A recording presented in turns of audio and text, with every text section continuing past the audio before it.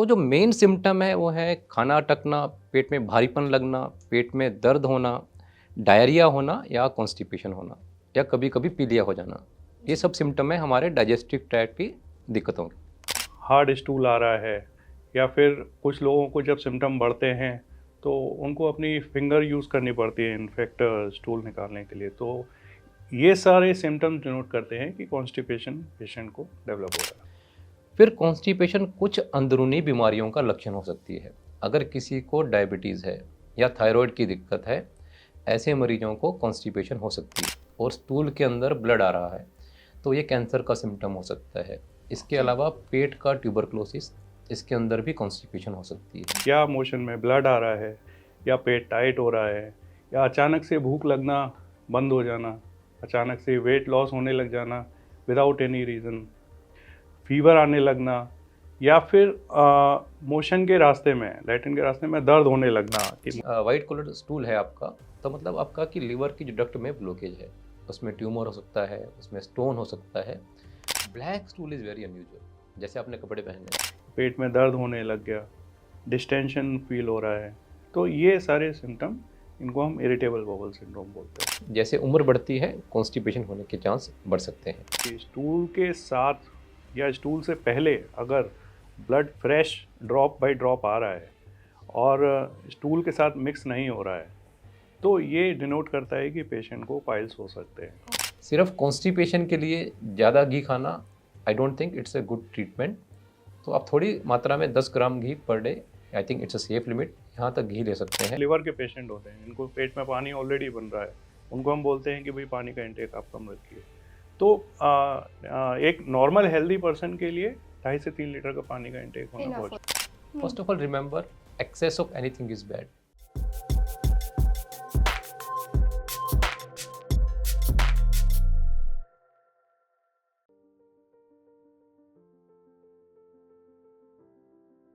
Constipation, bloating, acidity, gas, ये कुछ ऐसी स्टमक रिलेटेड प्रॉब्लम्स हैं जिनके बारे में लोग अक्सर खुलकर बात नहीं करते, और अगर करते भी हैं तो बहुत ज़्यादा एम्बैरेस हो जाते हैं। लेकिन क्या आपको पता है कि अगर इन प्रॉब्लम्स को सही टाइम पर एड्रेस ना किया जाए तो ये हमारे स्टमक, हमारे गट हेल्थ पर बहुत बुरा असर करती है। जी हाँ, अगर हमारा गट हेल्दी नहीं रहता तो इससे हमारी बॉडी में ओवरऑल हेल्थ इश्यूज भी होते हैं। हेलो, मैं हूँ Varsha Dubey and you are watching NBT live. आज एनबीटी स्वास्थ्य चर्चा में हम बात करने वाले हैं गट हेल्थ की, जिसके लिए आज हमारे साथ मौजूद हैं expert doctors, doctor Vikas Singla, senior director and head of gastro at max hospital, and इसके साथ ही हमारे साथ एक और एक्सपर्ट मौजूद हैं, doctor Manoj Gupta, senior and head of liver transplant and surgical gastro at PSRI hospital. तो डॉक्टर, अब हम चर्चा को अपनी शुरू करते हैं। सबसे पहले तो डॉक्टर विकास, मैं आपसे जानना चाहूँगी कि ऐसे बहुत से लोग हैं हमारी कंट्री में जिनको कुछ ना कुछ गैस्ट्रो इश्यूज होते हैं, उनको हेल्थ इश्यूज, गट उनका हेल्दी नहीं रहता। तो सबसे पहले मैं आपसे जानना चाहूँगी कि आखिर जो गट है वो होता क्या है, हमारी बॉडी में किस तरह से काम करता है? वर्षा जी, ये बड़ा अच्छा प्रश्न है। सबसे पहले समझते हैं कि हमारी गट के पार्ट्स क्या हैं।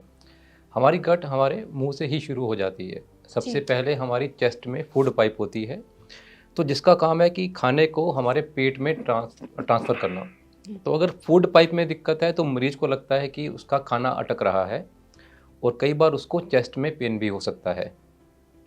उसके बाद खाना हमारा स्टोर होता है हमारे आमाशय या स्टमक में जाकर। अगर किसी को स्टमक में दिक्कत है, उसको पेट के ऊपरी हिस्से में दर्द हो सकता है या पेट भरा हुआ लग सकता है, खाना खाते ही पेट भरा हुआ लगता है।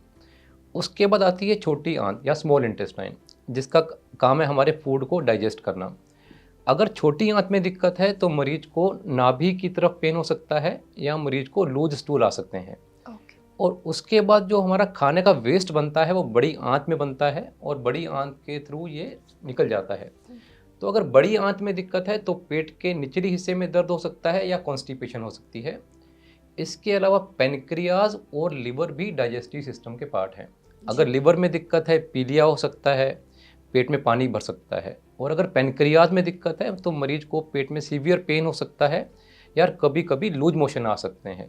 तो जो मेन सिम्टम है वो है खाना अटकना, पेट में भारीपन लगना, पेट में दर्द होना, डायरिया होना या कॉन्स्टिपेशन होना या कभी कभी पीलिया हो जाना। ये सब सिम्टम है हमारे डाइजेस्टिव ट्रैक्ट की दिक्कतों के। जी बिल्कुल।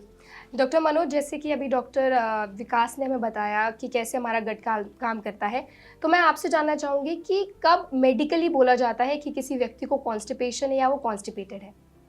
देखिए, कॉन्स्टिपेशन बहुत कॉमन सिम्टम है। अगर आज की डेट में देखें तो मोस्टली लोगों को ये समस्या रहती है। जी। तो अगर हम मेडिकल टर्म में बात करें तो कॉन्स्टिपेशन मोटे तौर पर अगर हम देखें तो अगर किसी पेशेंट को हफ्ते में 3 बार से अगर कम मोशन हो रहे हैं और साथ में हार्ड स्टूल आ रहे हैं या फिर मोशन करने में दर्द है या एक प्रॉब्लम बोलते हैं जिसको हम इनकम्प्लीट इवैक्यूएशन है, मतलब कि मोशन जाने के बाद भी फीलिंग है कि दोबारा से मोशन आएगा, अर्ज है, और हार्ड स्टूल आ रहा है, या फिर कुछ लोगों को जब सिम्टम बढ़ते हैं तो उनको अपनी फिंगर यूज़ करनी पड़ती है इनफेक्ट स्टूल निकालने के लिए। तो ये सारे सिम्टम्स डिनोट करते हैं कि कॉन्स्टिपेशन पेशेंट को डेवलप हो रहा है। जी।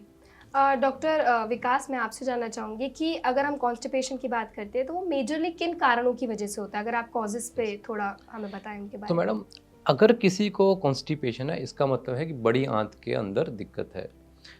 अगर बड़ी आंत की मूवमेंट कम है, इसकी जो लेंथ है 1.5 मीटर होती है, यानी कि 5 फुट की हमारी बड़ी आंत होती है।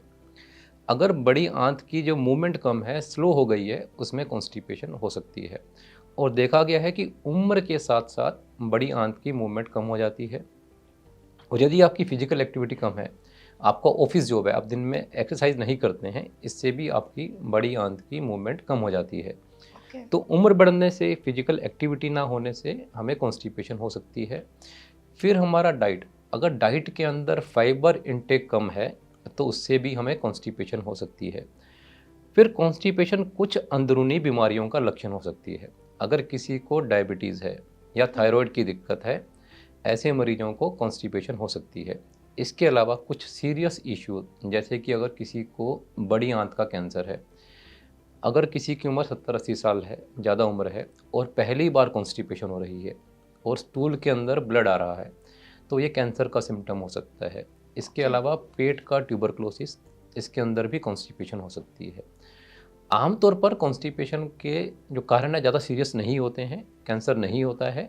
ज़्यादातर ये बड़ी आंत की सुस्ती से, फिजिकल एक्टिविटी ना होने से या डाइट के अंदर फाइबर नहीं होने से होता है। परंतु लाजमी है कि इन मरीजों के अंदर, स्पेशली जो ओल्ड एज ग्रुप है, उनके अंदर कैंसर रूल आउट किया जाए, डायबिटीज़ को रूल आउट किया जाए या थायराइड को रूल आउट किया जाए। ओके। डॉक्टर मनोज, अब मैं आपसे जानना चाहूँगी कि अगर कॉन्स्टिपेशन क्रॉनिक हो जाए, यानी कि बहुत लंबे समय तक अगर किसी को कॉन्स्टिपेशन है, तो उससे क्या हो सकता है? क्या कोई हेल्थ प्रॉब्लम उससे हो सकती है? हाँ जी, बिल्कुल। अगर किसी को लंबे समय से अगर कॉन्स्टिपेशन चल रहा है, तो आपने देखा होगा कई बार लोगों को जिनको ये समस्या है, तो ओवरऑल उनका गट का सिस्टम डिस्टर्ब रहता है, तो मोशन क्लियर नहीं है, तो उनको देखा जाए तो चिड़चिड़ापन आने लगता है, उनको पेट में दर्द रहने लगता है, और बोले तो उनको कई बार भूख ना लगना, ये सब भी शुरू हो जाता है।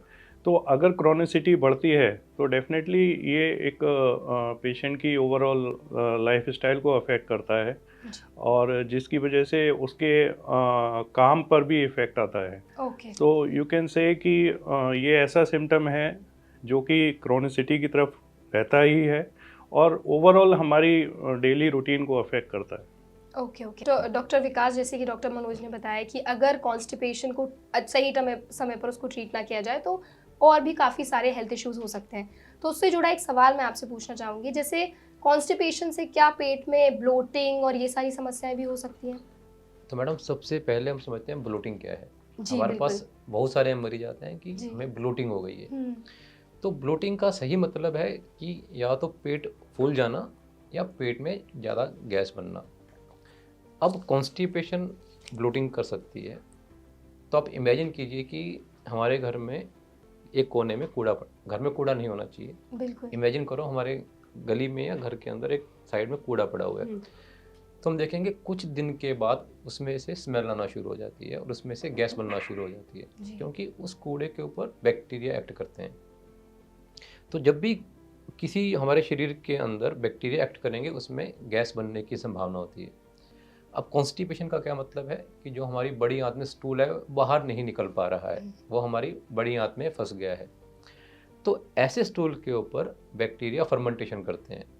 तो बैक्टीरियल फर्मेंटेशन जब होगा स्टूल के ऊपर या मल के ऊपर, तो उसमें गैस बनती है। तो गैस बनने से मरीज को या तो पेट से आवाज़ें आती हैं, या लगता है कि उसका पेट फूल गया है, या फिर मरीज कई बार गैस पास भी करते हैं।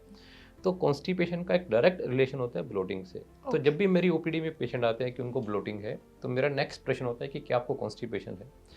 अगर इसका जवाब हाँ है तो हम जब भी कॉन्स्टिपेशन का इलाज करते हैं साथ में ब्लोटिंग का इलाज भी हो जाता है। दूसरा, आई थिंक आपने प्रश्न पूछा कि क्या इससे पेट में दर्द हो सकता है क्या। तो अगर बड़ी आंत के अंदर स्टूल फंस गया है तो ये कई बार सीवियर पेन भी कर सकता है। स्पेशली हमने एल्डरली ग्रुप में देखा है, कई बार हमारे पास ओल्ड एज के पेशेंट आते हैं जिनका पेट बुरी तरह फूल जाता है, उनको सीवियर पेन होता है और उनको इमरजेंसी में लाना पड़ता है। डॉक्टर मनोज एग्री करेंगे कि एक ये मेडिकल या सर्जिकल इमरजेंसी है कि अगर बिल्कुल गैस पास नहीं हो रही है, पेट फूल गया है, एक इमरजेंसी है। और कई बार हम पेशेंट को एनीमा देते हैं, मरीज स्टूल पास करता है और इमीडिएटली पेशेंट का पेन ठीक हो जाता है। तो स्टूल फंसने से पेन हो सकता है। इसके अलावा यदि कोई ऐसी इलनेस है जिसने कोलन में ब्लॉकेज कर दी है, जैसे कि कैंसर हुआ, बड़े पोलिप्स हुए, या कोलन का टीबी हुआ, या एक कंडीशन होती है इन्फ्लेमेटरी बाउल डिजीज जिसे हम क्रोन्स डिजीज बोलते हैं। इन सब में हमारी आंतों के अंदर सूजन आ जाती है, आंतों में ब्लॉकेज आ सकती है, और ये बीमारियां दोनों चीज़ें करेंगी, पेन भी करेगा और कॉन्स्टिपेशन भी करेगी। तो कॉन्स्टिपेशन एक इस तरह से दोनों ही सिम्टम, ब्लोटिंग और पेन कर सकता है। दोनों चीजें हो सकती है। और एक कंडीशन होती है इरिटेबल बाउल सिंड्रोम। अच्छा। तो इरिटेबल बाउल सिंड्रोम में एक सबसेट होता है irritable bowel syndrome with the constipation. इन मरीजों की जो इंटेस्टीन है या लार्ज बाउल है बहुत सेंसिटिव हो जाती है। अंदर कोई बीमारी नहीं है, कोई सूजन नहीं है, परंतु बाउल सेंसिटिव है और वो ज़्यादा पेन करना शुरू कर देती है। तो इस कंडीशन को हम बोलते हैं IBS with constipation. Okay okay. तो डॉक्टर मनोज, मैं चाहूँगी कि जैसे बहुत से ऐसे लोग होते हैं जिनको ना ऑल द टाइम लगता रहता है कि उनको कॉन्स्टिपेटेड वो फील करते हैं, जैसे उनको लगता है कि उनको फ्रेश होना है लेकिन वो अच्छे से फ्रेश नहीं हो पाते। तो ऐसे जो पेशेंट्स हैं, ऐसे जो मरीज हैं, उनको क्या करना चाहिए? हाँ, डेफिनेटली इसको हम इनकम्प्लीट इवैक्यूएशन भी बोलते हैं। ओके। ऐसे पेशेंट को वैसे तो ये बहुत कॉमन सिम्टम है, जैसे सर ने बताया है अभी कि कॉन्स्टिपेशन अपने आप में बहुत क्रॉनिक प्रॉब्लम है, बहुत लंबे समय तक पेशेंट को चलती है। कॉजेज़ अलार्मिंग भी हैं, कुछ कैंसर, ट्यूबरकुलोसिस, ये सारे कॉजेज़ हैं, बट मोस्ट ऑफ पेशेंट में कॉन्स्टिपेशन एक फंक्शनल प्रॉब्लम भी होती हैं कि जो कि without any reason, just for inertia of colon की लार्ज बॉबल जो आपकी है वो स्लो हो जाती है, जिसकी वजह से कॉन्स्टिपेशन रह रहा है। तो ऐसे पेशेंट में डेफिनेटली चिंता करने की बात नहीं है। इनकम्प्लीट इवैक्यूएशन है अगर केवल, या मोशन की प्रॉब्लम है, हार्ड स्टूल है, तो दिखाना तो चाहिए ही डॉक्टर को। बट कुछ अलार्मिंग सिम्टम मैं बताऊंगा आपको, जिसमें अगर वो एसोसिएटेड हैं तो डेफिनेटली आपको डॉक्टर की सलाह तुरंत लेनी है। कि जैसे कि इनकम्प्लीट इवैक्यूएशन है, बार बार मोशन जाना पड़ रहा है, लेकिन कभी कॉन्स्टिपेशन हो रहा है, कभी लूज मोशन हो रहा है, या मोशन में ब्लड आ रहा है, या पेट टाइट हो रहा है, या अचानक से भूख लगना बंद हो जाना, अचानक से वेट लॉस होने लग जाना विदाउट एनी रीज़न, फीवर आने लगना, या फिर मोशन के रास्ते में, लैट्रिन के रास्ते में दर्द होने लगना, कि मोशन करने के दौरान दर्द होने लगना, ये सारे सिम्टम थोड़े से अलार्मिंग हो जाते हैं। तो जिसको ये सिम्टम एसोसिएटेड हैं तो डेफिनेटली उनको डॉक्टर को तुरंत दिखाना है। जी। जैसे डॉक्टर ने भी बताया कि अगर आपका स्टूल में प्रॉब्लम है तो अगर ये अलार्मिंग साइंस जो है आपको तुरंत जाके डॉक्टर को दिखाने चाहिए। तो डॉक्टर विकास, मैं आपसे जानना चाहूँगी कि बहुत बार ऐसा होता है कि स्टूल का साइज़ में बहुत ज़्यादा इनकन्सिस्टेंसी होती है, कलर में इनकन्सिस्टेंसी होती है, तो वो क्यों होता है, इसका क्या कारण हो सकता है? मैडम, ये बड़ा अच्छा प्रश्न है। अगर किसी व्यक्ति को येलो कलर स्टूल पास हो रहा है जी। और दिन में 1 या 2 मोशन आ रहे हैं, आप कह सकते हैं कि उसका गट नियरली हेल्दी है। ये 100% इंडिकेटर नहीं है, परंतु अगर आप 1 या 2 स्टूल हैं, सॉलिड स्टूल है, बिना जोर लगाए पास कर रहे हैं, तो आपका गट नियरली हेल्दी है। परंतु अगर आपके स्टूल का कलर चेंज हो रहा है तो मेरी सलाह है हर व्यक्ति को डेली अपने स्टूल का और यूरिन का कलर देखना चाहिए। अच्छा। अगर स्टूल का कलर और यूरिन का कलर नॉर्मल है तो आपको नॉर्मल कलर थोड़ा अगर समझाएं। नॉर्मल स्टूल का येलो कलर है, ओके। और जो यूरिन का कलर है थोड़ा सा लाइट येलो कह लीजिए आप, जी। बिटवीन पानी और थोड़ा येलो का मिक्सचर कह सकते हैं। Light yellow colour is normal for urine. अगर यूरिन और स्टूल की मात्रा नॉर्मल है, कलर नॉर्मल है, इसका मतलब काफ़ी हद तक आपको किडनी की या इंटेस्टाइन की बीमारी नहीं है। ओके। अगर इस कलर के अंदर डेविएशन है तो थोड़ा सा चिंता का विषय हो सकता है। अब स्टूल येलो क्यों होता है? क्योंकि उसके अंदर एक पिगमेंट होती है बिलिरुबिन जो होता है उसके अंदर, इसलिए वो येलो होता है। अगर आपका लीवर काम नहीं कर रहा है और वो बिलिरुबिन नहीं बना रहा है तो आपका स्टूल कई बार वाइट कलर हो सकता है। तो अगर वाइट कलर्ड स्टूल है आपका, तो मतलब आपका कि लीवर की जो डक्ट में ब्लॉकेज है, उसमें ट्यूमर हो सकता है, उसमें स्टोन हो सकता है। तो वाइट कलर स्टूल का मतलब है कि आपके लीवर के अंदर इश्यू है। फिर आपका जो स्टूल है वो कई बार ब्लैक हो सकता है। Black stool is very unusual. जैसे आपने कपड़े पहने, अगर ऐसा स्टूल है या आपके बालों का कलर है, तो अगर ऐसा स्टूल है तो आई think it's very alarming. Okay. परंतु कई बार ये आयरन कैप्सूल से हो सकता है कि वह प्रेगनेंसी के अंदर या ओल्ड एज के अंदर हम आयरन कैप्सूल देते हैं, उससे आपका स्टूल थोड़ा सा ब्लैक हो सकता है। तो पहले देखना है कि क्या आपने लास्ट डे पे आयरन तो नहीं खाया है। ओके। अगर आपने आयरन इंटेक नहीं है और फिर भी ब्लैक स्टूल है, ये चिंता का विषय है। इसका मतलब कि आपकी इंटेस्टिन के अंदर ब्लीडिंग हो रही है। अगर इंटेस्टिन के ऊपरी हिस्से से ब्लीडिंग है, जैसे कि स्टमक है या स्मॉल इंटेस्टिन है, इसके अंदर ये ब्लड है हमारे इंटेस्टिन में डाइजेस्ट हो जाता है, तो इसका कलर लाल से काला हो जाएगा। तो अगर ब्लैक स्टूल है तो इसमें संभावना है कि पेशेंट को अल्सर हो सकते हैं स्टमक के अंदर, या फूड पाइप के अंदर कई बार नसें फूल जाती हैं जिसे हम वेरिक्स बोलते हैं, जो कि लीवर के पेशेंट में कॉमन है। तो ब्लैक स्टूल का मतलब है कि ऊपरी हिस्से से ब्लीड है। अगर कई बार स्टूल लाल कलर का आता है, इसका मतलब कि बड़ी आंत के अंदर ब्लीडिंग हो रही है। तो बड़ी आंत में ब्लीडिंग के जो कॉमन कारण है अल्सर होना, जैसे हमने खाना बाहर खा लिया और उसके बाद कोलाइटिस हो जाता है और साथ में लूज मोशन आ जाते हैं, तो इसका मतलब है इन्फेक्शन है। और लूज मोशन है, साथ में ब्लड है, लाइकली कॉज इन्फेक्शन है। रेयर केसेस में कोलाइटिस, जैसे कि अल्सरेटिव कोलाइटिस हो सकता है। सॉलिड स्टूल है, ऊपर लाल रंग का ब्लड है, इसके कारण हेमोरॉइड, जैसे बवासीर बोलते हैं। अगर स्टूल लगाते हुए जोर लगाना पड़ रहा है, हार्ड स्टूल है, लास्ट में खून की बूंदें हैं, मोस्ट लाइकली हेमोरॉइड है, चिंता का विषय बिल्कुल भी नहीं है।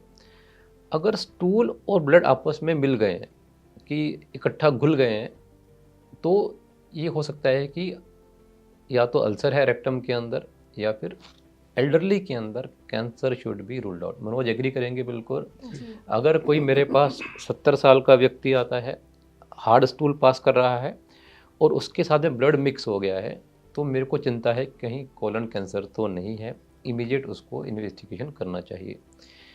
इसके बाद कई बार मैरून कलर का स्टूल आता है, तो उसका मतलब है कि हमारी जो छोटी आंत का निचली हिस्सा है वहाँ से ब्लीडिंग हो सकती है। छोटी आंत में ट्यूमर हो सकता है, या उसके अंदर कोई डायबिटिकुलम हो सकता है, या कई बार छोटे छोटे वेसल जिसे हम एंजियोडिस्प्लेजिया बोलते हैं। ये सब कारण होते हैं कि जिससे कि स्टूल मैरून कलर का आए। तो कहने का मतलब है येलो स्टूल है, बिल्कुल खुश रहिए, चिंता नहीं करें। अगर लगता है कि काला स्टूल आ रहा है, आयरन से आ सकता है। अगर आयरन नहीं खाया है, तुरंत आपको डॉक्टरी सलाह लेनी है। स्टूल के अंदर लाल रंग का खून आ रहा है, हेमोरॉइड्स, कैंसर, पोलिप, ये सब हो सकता है। मैरून कलर है तो स्मॉल इंटेस्टाइन के अंदर दिक्कत हो सकती है। जी बिल्कुल।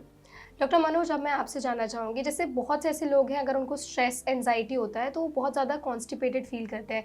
जैसे अगर किसी को इंपॉर्टेंट इंटरव्यू लेना है या कुछ एग्ज़ाम देना है तो उनको स्ट्रेस बना रहता है, तो उसकी वजह से क्या होता है वो कॉन्स्टिपेटेड भी फील करते हैं। तो क्या ये क्यों होता है, क्या ये सच है? जी बिल्कुल, जैसा आई थिंक इससे पहले ही डॉक्टर साहब ने बताया था कि एक बीमारी होती है जिसको हम इरिटेबल बाउल सिंड्रोम बोलते हैं।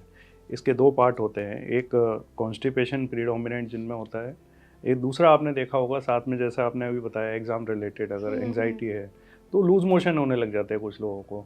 तो आईबीएस के दो पार्ट होते हैं, कुछ लोगों को कॉन्स्टिपेशन रिलेटेड होता है, कुछ लोगों को आपका डायरिया प्रीडोमिनेंट होता है। तो इस बीमारी को, जिसके जो आपने सिम्टम बताए, उसको हम इरिटेबल बाउल सिंड्रोम बोलते हैं। जिसमें कि पेशेंट को, जिनको कि एंजाइटी, टेंशन, नींद ना आना, चिड़चिड़ापन रहना, उनको जिनको साथ में पेट के रिलेटेड सिम्टम आने लगते हैं, जिसमें कि कभी लूज मोशन हो गया, कभी कॉन्स्टिपेशन हो गया, ब्लोटिंग रहने लग गया, पेट में दर्द होने लग गया, डिस्टेंशन फील हो रहा है। तो ये सारे सिम्टम, इनको हम इरिटेबल बाउल सिंड्रोम बोलते हैं। जी। डॉक्टर विकास, क्या एज के साथ भी कॉन्स्टिपेशन का कोई रिलेशन है कि जैसे अगर कोई ओल्डर एज है तो उनको कॉन्स्टिपेशन की समस्या ज़्यादा होती है? ये बड़ा अच्छा प्रश्न किया आपने। तो जैसे हमने पहले डिस्कस किया कि अगर जो लार्ज इंटेस्टाइन की मूवमेंट कम है उससे कॉन्स्टिपेशन हो सकता है। जब हमारी उम्र बढ़ती है दो चीज़ें होती हैं। एक तो हमारी जो लार्ज इंटेस्टाइन की मूवमेंट कम हो जाती है जिसे हम स्लो ट्रांजिट बोलते हैं, तो इससे मरीज को पेट में जो स्टूल है वो मूव नहीं करता है, इससे कॉन्स्टिपेशन हो सकती है। दूसरा, ओल्ड एज के अंदर फिजिकल एक्टिविटी कम हो जाती है। कई बार ओल्ड एज के अंदर बैक एक हो जाता है, जॉइंट पेन हो जाता है या वेट गेन हो सकता है, जिससे हमारी फिजिकल मूवमेंट कम हो जाती है। तो जितना हम फिजिकल मूवमेंट कम करते हैं उतनी ही बड़ी आंत की मूवमेंट कम होगी, तो इससे भी कॉन्स्टिपेशन हो सकता है। इसके अलावा ओल्ड एज के अंदर कुछ ऐसी बीमारियां ज़्यादा होती हैं, जैसे डायबिटीज़ है। विद एज डायबिटीज़ का चांस ज़्यादा हो जाता है, या फिर ब्रेन की कुछ दिक्कतें जैसे कि स्ट्रोक हो सकता है, या आपने सुना होगा पार्किंसन डिजीज़ है। तो ओल्ड एज की कुछ बीमारियों से भी जो लार्ज इंटेस्टाइन की मूवमेंट कम हो सकती है, जिससे कॉन्स्टिपेशन हो सकती है। लास्ट जो हमने बताया कैंसर, ओल्ड एज में कोलन कैंसर भी ज़्यादा कॉमन है, इनसे भी कॉन्स्टिपेशन हो सकती है। तो आपका कहना बिल्कुल सही है, जैसे उम्र बढ़ती है कॉन्स्टिपेशन होने के चांस बढ़ सकते हैं। ओके। जैसे डॉक्टर मनोज, आपने पहले भी बताया कि क्या बोलते हैं कि अगर कॉन्स्टिपेशन है तो पाइल्स की प्रॉब्लम भी बहुत होती है, तो क्या इसको प्रिवेंट किया जा सकता है, कैसे किया जा सकता है? बिल्कुल। पाइल्स मोस्टली हम उन लोगों में देखने में मिलता है जिनको कि मोशन टाइट रहते हैं, हार्ड स्टूल आते हैं, और जो उनको कि स्ट्रेन करना पड़ता है मोशन के दौरान, मतलब कि जोर लगाना पड़ता है। तो जोर लगाने की वजह से जो लैटिन के रास्ते की जो नसें हैं वो फूल जाती हैं, और जब प्रेशर वहाँ बढ़ता है तो वो नस फट के ब्लीडिंग की फॉर्म में आता है। तो जैसा बताया डॉक्टर साहब ने पहले कि स्टूल के साथ या स्टूल से पहले अगर blood fresh drop by drop आ रहा है और स्टूल के साथ मिक्स नहीं हो रहा है, तो ये डिनोट करता है कि पेशेंट को पाइल्स हो सकते हैं। ओके। या फिर लैटिन के रास्ते अगर कुछ बाहर आ रहा है टिश्यू, जिसको मोस्टली एक कॉमन लेमन टर्म में बोलते हैं कि मस्से बाहर आ रहे हैं, तो ऐसे पेशेंट को हम कहते हैं कि पाइल्स की समस्या है।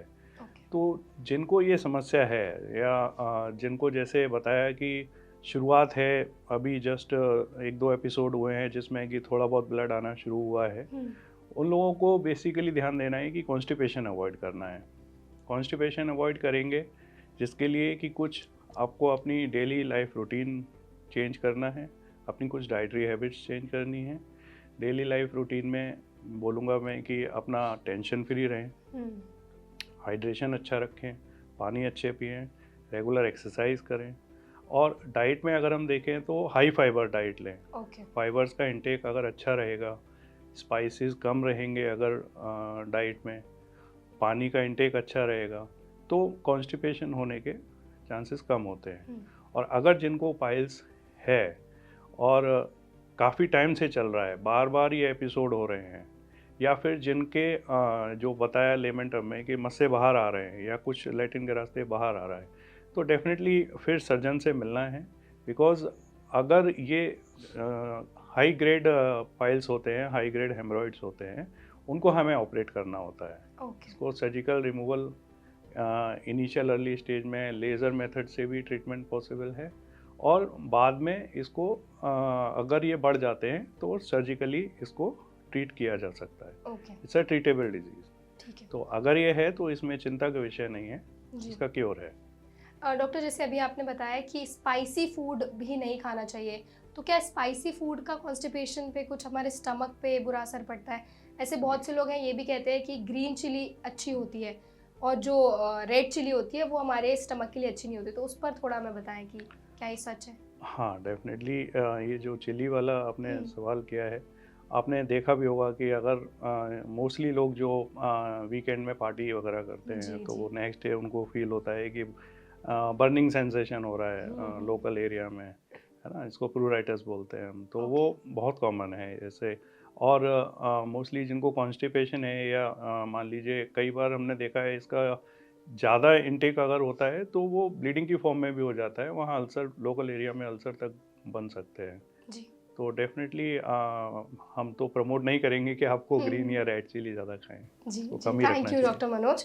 डॉक्टर विकास, अब मैं आपसे जानना चाहूँगी कि क्या कोई होम रेमेडीज़ हैं, जैसे कि बहुत, जैसे हमारी दादी नानी सब बोलते हैं कि घी खाओ पेट अच्छा रहेगा, या कुछ ऐसी होम रेमेडीज़ अगर आप हमें और हमारी ऑडियंस को बताना चाहें जो हमारे कॉन्स्टिपेशन, हमारे गट के लिए अच्छी हो? तो कॉन्स्टिपेशन के लिए सबसे पहले हमारे डाइट में फाइबर होना चाहिए। ओके। फाइबर सबसे सेफ मेथड है और सबसे न्यूट्रिशियस मेथड है कि आप कॉन्स्टिपेशन को अवॉइड कर सकते हैं। तो जो फाइबर्स के सोर्स हैं, या तो आप ज़्यादा फ्रूट खाइए, आप एप्पल खा सकते हैं, पपाया खा सकते हैं, या अमरूद खा सकते हैं, इनके अंदर अच्छा फाइबर होता है।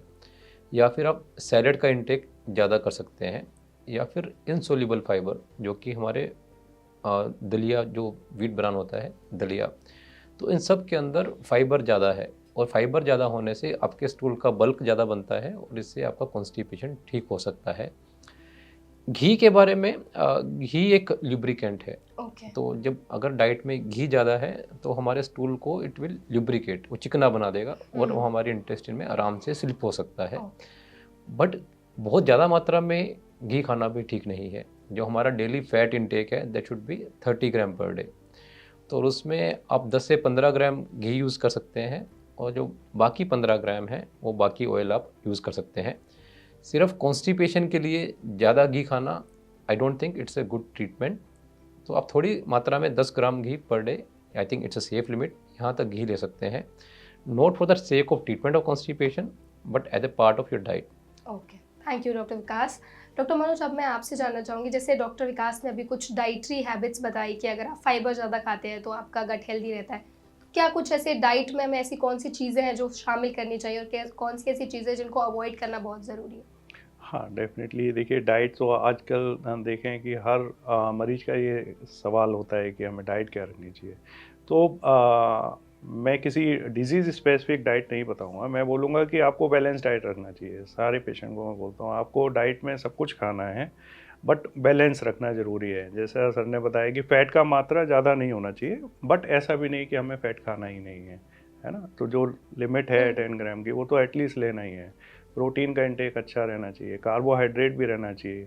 कुछ लोग हैं जो डाइट के चक्कर में वो कार्बोहाइड्रेट बिल्कुल ख़त्म कर देते हैं, वो नहीं होना चाहिए। Diet, balance diet is must, जिसमें कि आपका चपाती भी हो, जिसमें सब्जियां भी हो, सलाद भी हो, दही भी हो, फ्रूट्स, वेजिटेबल, ये सारा पार्ट होना चाहिए। डाइट के साथ साथ दूसरा है हाइड्रेशन, कि पानी का मात्रा बहुत अच्छा रहना चाहिए, जिससे कि आपकी गट हेल्दी रहती है। और नॉट ओनली डाइट, इसके साथ में एक्सरसाइज। तो दो पार्ट गट हेल्दी रखने के लिए बहुत ज़रूरी हैं। डाइट बैलेंस हो, हाइड्रेशन अच्छा हो, और मेंटल स्टेटस, जो आपका स्ट्रेस लेवल कम रहे। तो अगर ये तीनों चीज़ें हैं तो आपकी गट के लिए चिंता छोड़ दीजिए, ठीक रहेंगे आप। डॉक्टर, आपने अभी पानी की बात की कि पानी की जो मात्रा है वो अच्छी खासी होनी चाहिए, तो बहुत से लोग कन्फ्यूजन होता है उनको कि कितना पानी दिन में पीना चाहिए, तो अगर उसके बारे में आप बताएं कि आइडियली कितना पानी पीना चाहिए? देखिए, ये एक अच्छा सवाल है, बट इसके साथ में मैं एक चीज़ और ऐड करूंगा कि मैं जो बात करूंगा एक नॉर्मल पेशेंट के लिए, कि जिसको कि 2.5 से 3 लीटर पानी डेली पीना ही पीना है। बट कॉशियस उनको रहना है जिनको कि हार्ट का प्रॉब्लम है या किडनी का प्रॉब्लम है, वो अपने डॉक्टर की सलाह के अनुसार ही पानी का इंटेक करें, क्योंकि उनके लिए ज़्यादा पानी लेना अच्छा नहीं होता। जैसे कुछ लिवर के पेशेंट होते हैं जिनको पेट में पानी ऑलरेडी बन रहा है, उनको हम बोलते हैं कि भाई पानी का इंटेक आप कम रखिए। तो एक नॉर्मल हेल्दी पर्सन के लिए 2.5 से 3 लीटर का पानी का इंटेक होना बहुत जरूरी है। जी। डॉक्टर विकास, जैसे अभी हम पानी के ऊपर चर्चा कर रहे हैं, तो सुबह में जैसे लोग बोलते हैं कि अगर आप गर्म पानी पीते हैं तो आपके पेट के लिए, आपकी गट के लिए काफ़ी हेल्दी रहता है, तो क्या ये सच है? इसके बारे में थोड़ा कुछ बताएं। देखिए मैडम, कुछ लोगों को कॉन्स्टिपेशन होता है तो सुबह उठ के 2 या 3 कप या 2 या 3 गिलास पानी पी सकते हैं। जी। तो इससे क्या होता है, हमारे शरीर के अंदर एक रिफ्लेक्स होता है जिसे हम गैस्ट्रोकोलिक रिफ्लेक्स बोलते हैं। जो आप पानी पीते हैं ये जाता है हमारे पेट के अंदर, जिसे हम अमाशय या स्टमक बोलते हैं।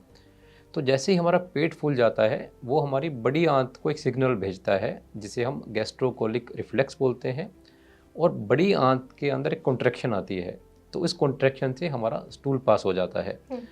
अब ये पानी ठंडा भी हो सकता है, नॉर्मल टेम्परेचर हो सकता है या गर्म भी हो सकता है, आप किसी भी तरह का पानी यूज़ कर सकते हैं। बट बॉटम लाइन ये है कि अगर आपको सुबह मोशन नहीं आता है तो 2-3 ग्लास पानी पीने के बाद आप इस रिफ्लक्स का इस्तेमाल कर सकते हैं, ताकि आपकी बड़ी आंत के अंदर एक कॉन्ट्रैक्शन हो जिससे स्टूल पास हो। Temperature I think I will not agree with the lukewarm kind of. I think ठंडा या गर्म according to weather, according to अच्छा। टेस्ट, आप कुछ भी ले सकते हैं। सर जैसे अभी हमने बात की वाटर की, लाइक कि सुबह गर्म पानी पीना चाहिए, ठंडा पानी पीना चाहिए, तो अब मैं आपसे जानना चाहूँगी कि बहुत से ऐसे लोग हैं जो डिटॉक्स वाटर भी पीते हैं, तो क्या ये पीना हमारे हेल्थ के लिए अच्छा होता है? इसका कुछ साइंटिफिकली कुछ प्रूफ है क्या इसका? तो मैडम सबसे पहले मैं रिक्वेस्ट करना चाहूँगा, बिल्कुल। हम जो कुछ भी करें एक डॉक्टरी सलाह के बाद करें। जी जी। जैसे डॉक्टर मनोज ने बताया कि अगर किसी को किडनी की दिक्कत है, लीवर की दिक्कत है या हार्ट की दिक्कत है, इन मरीजों को पानी लिमिटेड पीना चाहिए, वो भी Okay. डॉक्टरी सलाह के बाद पीना चाहिए। और दूसरा है कि अगर डायबिटीज़ है, थायराइड है, कैंसर है, इन सबको रूल आउट करना चाहिए, उसके बाद ही जी। हमें कुछ रेमेडीज़ को यूज़ करना चाहिए। अब हम आते हैं डिटॉक्स वाटर के ऊपर।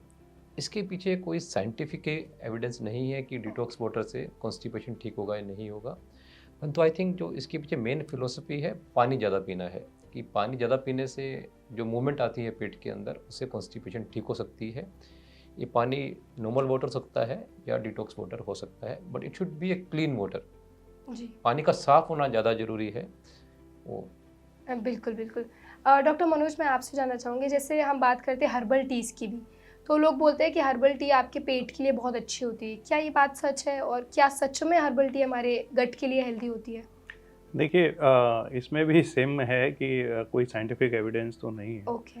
But definitely T itself is a stimulant, okay. कि गट स्टिमुलेंट का काम करता है। तो इसमें जो हमारी आंतों को स्टिमुलेशन मिलता है, इसमें मूवमेंट मिलते हैं।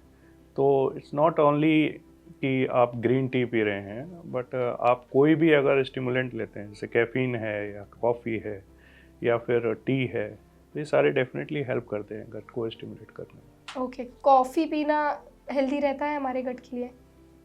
हाँ, once in a while. Okay. हाँ, एक्सेस में कुछ भी नहीं करना कुछ है, भी नहीं करना चाहिए। बट बिल्कुल हाँ, ये स्टिमुलेशन का काम तो करते हैं। बिल्कुल बिल्कुल। या डॉक्टर- आप can I add to coffee? या बिल्कुल बिल्कुल। तो doctor Manoj can I add? हाँ हाँ, Yeah, बिल्कुल। रिगार्डिंग कॉफ़ी, एक्चुअली एक जो पर्टिकुलर कंडीशन है, first of all remember excess of anything is bad. बिल्कुल। परंतु अगर आप पूछेंगे गट हेल्थ में कॉफ़ी कहाँ काम करती है, एक पर्टिकुलर सिचुएशन है लिवर डिजीज़। अगर किसी को जैसे फैटी लिवर डिजीज़ है, तो देखा गया है कि इन लोगों के अंदर थोड़ा सा कॉफ़ी का बेनिफिट हो सकता है। जी। तो जिनको लिवर की दिक्कत है वो आई थिंक थोड़ा कॉफ़ी कॉफ़ी और पी सकते टी को कॉफ़ी से रिप्लेस कर सकते हैं। हैं। बिल्कुल। But thank you. इसमें एक चीज़ जी। है कि कुछ लोग आते हैं, कभी कभी पेशेंट आ जाते हम्म। हैं कि सर हम नाइट में हमने पार्टी की है और हम मॉर्निंग में हम कॉफ़ी ले लेते हैं, सब बैलेंस हो जाता है ना। तो मैं ये मैसेज नहीं देना चाहता कि आप अल्कोहल लें फिर सुबह अपना कॉफ़ी पिए और अब ठीक है, ऐसा नहीं अच्छा, होना बिल्कुल चाहिए। ऐसा बिल्कुल नहीं करना है। बिल्कुल। डॉक्टर विकास, मैं आपसे जानना चाहूँगी कि एक्सरसाइज का भी बहुत इंपॉर्टेंट रोल होता है हमारी लाइफस्टाइल में। हम कॉन्स्टिपेशन हेल्दी, अगर हमें हेल्दी लाइफस्टाइल जीनी है तो लोग बोलते हैं कि एक्सरसाइज करना बहुत इंपॉर्टेंट होता है। तो स्पेसिफिकली क्या गट हेल्थ के लिए कुछ एक्सरसाइजेज होती हैं जिनसे गट हेल्दी रखा जा सके? मैडम एक्सरसाइज का तो शरीर में फ़ायदा ही फ़ायदा है। बिल्कुल। आप एक्सरसाइज करेंगे तो आपके शरीर के अंदर फैट कम हो जाएगा, और फैट एक तरह से इन्फ्लेमेटरी टिश्यू है। फैट के अंदर इन्फ्लेमेशन होने से हमारे शरीर के हर हिस्से पे फ़र्क पड़ता है। और सबसे जी। जो ख़राब फैट है वो है विसरल फैट, जो हमारे पेट के अंदर फैट होता है। This is called visceral obesity. और जैसे आपने देखा होगा कोविड के अंदर वो साइटोकाइन निकलते हैं, आपने सुना होगा साइटोकाइन स्टॉर्म आ जाता है। तो ऐसे ही फैट एक इन्फ्लेम टिश्यू है जो साइटोकाइन रिलीज़ करता है और जाके बाकी ऑर्गन्स को बीमार करता है। तो एक्सरसाइज करने का मेन बेनिफिट है you are cutting down your fat, और लॉन्ग टर्म में आप इससे काफ़ी कैंसर अवॉइड कर सकते हैं। अगर किसी को ओबेसिटी है, उसको फूड पाइप का कैंसर हो सकता है, तो अगर आप एक्सरसाइज करके वेट लॉस करते हैं तो कैंसर की संभावना कम करते हैं। दूसरा फ़ायदा है एक्सरसाइज का कि आपके जो इंटेस्टाइन की मूवमेंट बढ़ जाती है। अगर आप डेली रनिंग करते हैं या ब्रिस्क वॉक करते हैं, हफ्ते में 5 दिन भी अगर आप आधे घंटे के लिए ब्रिस्क वॉक करते हैं, तो इससे आप अपनी इंटेस्टाइन की मूवमेंट को बढ़ा सकते हैं और कॉन्स्टिपेशन को अवॉइड कर सकते हैं। जी। एट लास्ट डॉक्टर, मैं चाहूँगी कि आप दोनों अगर कोई मैसेज हमारी ऑडियंस को देना चाहें गट हेल्थ के लिए, कि वो हेल्दी लाइफस्टाइल कैसे जी सकते हैं, उसको लॉन्ग टर्म में कैसे मैनेज किया जा सकता है, तो एक एक मैसेज ज़रूर दे। तो पहले डॉक्टर मनोज आप। तो जैसा मैंने पहले बताया है कि 3 चीज़ें बहुत ज़रूरी हैं इसके लिए, कि दिमाग का संतुलन बिल्कुल, रहना बिल्कुल। ज़रूरी है, हमारी लाइफ स्टाइल में हमारा डाइट और हाइड्रेशन का बैलेंस रहना बहुत ज़रूरी है, और एक्सरसाइज। तो ये 3 रेमेडी अगर आप बैलेंस करके चलते हैं अपनी लाइफ के अंदर, स्ट्रेस लेवल कम रखते हैं, तो आप एक हेल्दी लाइफ कर सकते हैं। बिल्कुल, thank you doctor Manoj. Doctor Vikas, अगर आप कुछ एडवाइस देना चाहें। तो मैं कहना चाहूँगा कि हमारा जो गट है, शरीर एक मंदिर की तरह है। बिल्कुल। आप मंदिर में कैसे जाते हैं? आप सुबह उठते हैं, नहाते हैं, और जब मंदिर साफ़ सुथरे कपड़े पहनते हैं, बिल्कुल। और जब मंदिर में एंटर करते हैं तो आप चप्पल निकाल के उतार एंटर देते करते हैं। तो आप बिल्कुल प्योर तरीके से मंदिर में जाना चाहते हैं। उसी तरह से हमारी गट है, हमारा शरीर है। इसके अंदर जो भी जाना चाहिए बिल्कुल साफ़ सुथरा होना चाहिए, हाइजीनिक होना चाहिए, और सही चीज़ अंदर जानी चाहिए।